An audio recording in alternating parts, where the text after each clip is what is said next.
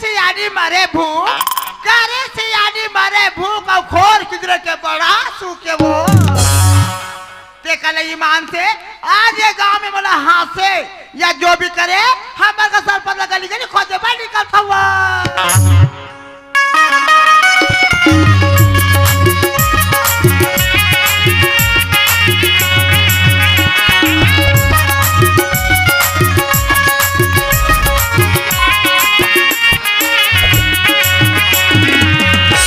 अरे का करबे संगवारी हो, जब हमारे गांव में केनवासिन के टमाइस चुनाव के टमाइस तो अच्छा आदमी मन केनवासिन लड़े बर तैयार नहीं हुई, लेकिन ये गांव के जब सरपंच चुनाव हुई तो हमें हर खड़े हो रहे हो आप मन के सहयोग से